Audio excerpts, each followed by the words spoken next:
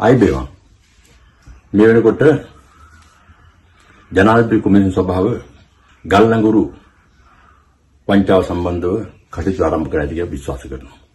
මේ විශේෂ ජනාධිපති කොමිෂම හරහා මේ රටේ ජනතාවගේ ජයග්‍රහණයක් ලැබුවා.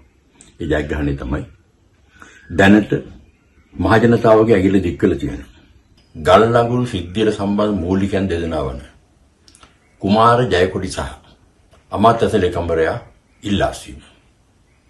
අපි කවුරුත් දන්නා පරිදි කවුරු බලපෑවත් කොහෙන් හරි කොන්දේසියක් ආව ජනාධිපති කොමිෂම ආරම්භ කරන්න මුන්දෙන්න මෙතන ගෙලවන්න ඕනේ කියලා.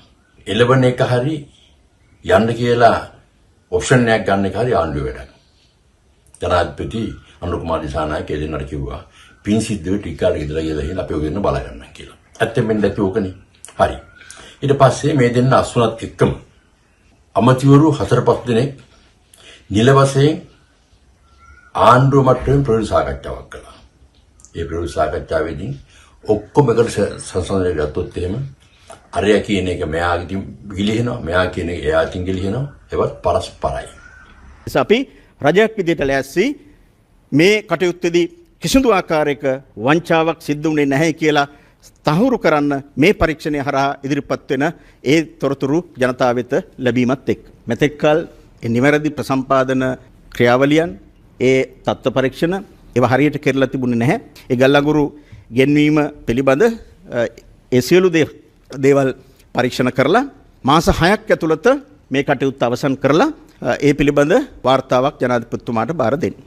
ඒ සියල්ලට අමතරව ලංකාව දන්නවා අමාත්‍යංශ ලේකම්වරයා විසින් කෝප් කමිටුවට කර පැහැදිලි කිරීම අනුව මේ සියල්ල දැනගෙන මේක සිද්ධ වුණා. මෙතන තිබුණේ වංචාවක් නෙවෙයි ගේමක් කියලා. දැන් මේ ගේම මොකද්ද කියන එක ලංකාවම දන්නවා. හැබැයි දන්නේ නැති ආණ්ඩුව. ඒ වගේම ඒ කියන ඊට පස්සේ පැවිදි ආණ්ඩුවේ ප්‍රවෘත්ති සාකච්ඡාවේදී විදේශ මන්ත්‍රීවරයා කිව්වා මේ කමිෂන් සභාව 6 මාසයක් ඇතුළත මේ පරීක්ෂණ වාර්තාව ලබා දී යුතුයි කියලා. ඊළඟට අහනවා මාධ්‍යයෙන් මේ කොමිෂන් සභාවට 2009 ඉඳන් 2026 දක්වා වෙච්ච සිද්ධීන් ගොඩක් පරීක්ෂා කරලා 6 මාසකින් වාර්තාවක් දෙන්න කියලා නිර්දේශයක් දෙනකොට ආණ්ඩුවේ මේ ගරු විනිශ්චයකාරු තුන්දෙනා විසින් කළ යුතු සාමාන්‍ය අධිකරණ කටයුතු වල මොකද්ද සිද්ධ වෙන්නේ කියලා. එතකොට ඒකට දෙන උත්තරේ මොකක්ද දන්නවද? ඒ ගරු අග්‍රවිනිශ්චයකාරතුමා සහ ස්වාධීන අධිකරණ කොමිෂන් සභාව සාකච්ඡා කරලා තීරණයක් ගනී කියලා. දැන් මේ මොකද්ද මේ වෙන්න යන්නේ? 6 මාසයක් ඇතුළත දුන්නේ නැත්නම් ඒක බ්ලාස්.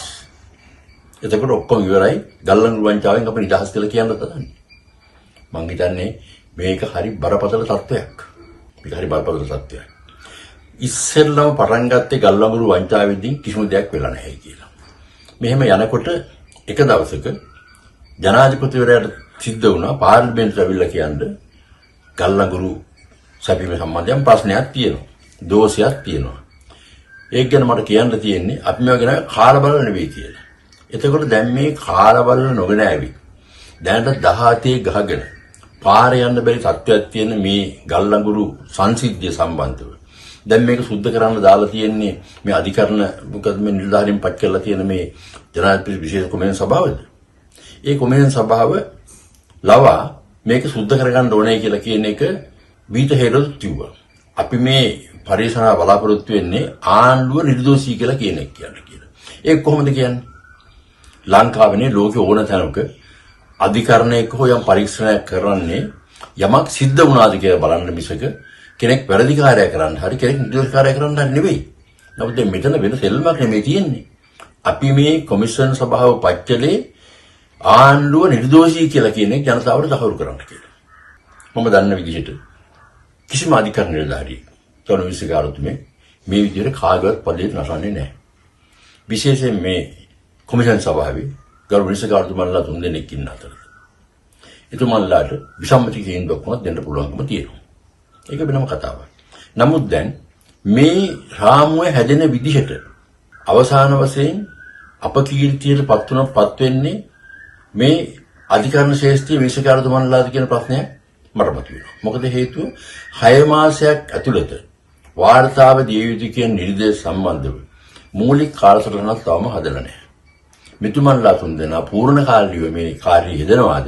එහෙම නැත්නම් වරින් වර පැමිණ මේකට ඉඳ ගන්නවාද කියලා එක තීන්දුවක් නැහැ. මං හිතන්නේ දැන් උනත් තීන්දුවක් ගන්න පුළුවන් 6 මාසයක් තුර නම් ගරු අග්‍රවේශිකාරතුමා ඇතුළු අධිකරණ සේවාව තීන්දුවක් ගනි. ඔබතුමන්ලා තුන්දෙනා සම්පූර්ණ මුළු කාර්යම ගත කරලා මේ පරීක්ෂණය නිම කරලා වාර්තාවක් ලබා දෙන්න කියලා. ඒක හරි. නමුත් එහෙමනම් මේ කාරණේ සම්බන්ධව වගකීම් බාර ගනිද්දී මේ පරිශ්‍රණය ආරම්භ කරද්දී මේ විමර්ශනය ආරම්භ කරද්දී මේ කොමිෂන් සභාවට තීන්දුවක් ගන්න සිද්ධ වෙනවා. අධ්‍යයන කීපයක් කරද්දී මේක කරන්න. මුල් 6 මාස තුළ බාර දෙන වාර්තා මොනවද? පසුව බාර දෙන වාර්තා මොනවද කියලා කියන එක. මොකද හේතුව දැන් මෙතන ගිනි ඇවිලෙන ප්‍රශ්නේ 2009 ඉඳන් 2023 දක්වාට පැවතිච්ච එක නෙවෙයිනේ. දැන් ගිනි ඇවිලෙන ප්‍රශ්නේ තමයි මේ අලුත්ම සිද්ධිය. මං හිතන්නේ ගරු විනිශ්චයකාරතුමන්ලාට තීන්දුවක් ගන්න සිද්ධ වෙනවා. ප්‍රමුඛතාවයේ දෙන්න ඕනකම තියෙන්නේ මේ ගල්ලඟුරු වංචාවට මිසක පරණ ප්‍රසම්පාදන ක්‍රියාවලින් සම්බන්ධව සිදුවෙච්ච කාරණේ සම්බන්ධව නෙවෙයි කියලා කියන එක. මං හිතන්නේ එතුමන්ලා තීරණයක් ගත්තොත් හොඳයි. මේ සම්බන්ධව කටයුතු කිරීමේදී යම් ප්‍රමුඛතාවයක් අනුව අධීර වශයෙන් මේ පරීක්ෂණය පවත්වන්න. මම හිතනවා ඒක මම මෙහෙම කියන්නේ යම් කිසි බලපෑමක් කරන්නේ නෙවෙයි. මේ හරහා ආණ්ඩුව බලාපොරොත්තු වෙන්නේ තම ඍතුයි භාවය ප්‍රකාශ කිරීමට නම් ඒ ඊටාම් බරපතල සත්‍යයක් කියලා කියන එක සත්භාවයෙන් යුතුව පච්චරපු මෙන්න ස්වභාවයක් නොවෙන නිසා. සත්භාවය කියලා කියන එක මම හිතන්නේ අපේ රටේ නෙවෙයි ලෝකෙම ප්‍රයාන්ත්‍රවාදී ලෝකෙම සම්මත ලෝකෙම අතිශයින් ගරු කරන ප්‍රවේශයක්. ඒ සත්භාවී ප්‍රවේශය අනුව මේ කමිෂන් සභාවට තීන්දුවක් ගන්න පුළුවන්කම තිබෙනවා අධීර වශයෙන් 1 2 හෝ 1 2 3 කියලා මේ 6 මාස කාල සීමාවට අනුව කටයුතු කිරීම සම්බන්ධව තමන් ක්‍රියා කරන ආකාරය සම්බන්ධව පළමුව තීන්දුවක් ගන්න පුළුවන්කම තියෙනවා. ඒ අනුව වඩා සාකච්ඡාවට පත්වලා තියෙන වර්තමාන කොමිෂන් සභාව පත් කිරීමට මුල් වෙච්ච කුමාර ජයකුඩි ඇමතිවරයා විසින් සහ මේ ආණ්ඩුව විසින් මැද සිදු කරයි කියලා කියන මේ ගල්ලවුරු ගෙන්වීම සම්බන්ධ කටයුත්ත පළමුව වාර්තා කරලා පළමුව පරීක්ෂා කළේ සම්බන්ධව වාර්තා කරලා ඊළඟට 2019 ඉඳන් ඈතට ගමන් කළා නම් මම හිතන්නේ මේක කාගේ යහපතට හේතු වෙයි කියලා මම විශ්වාස කරනවා.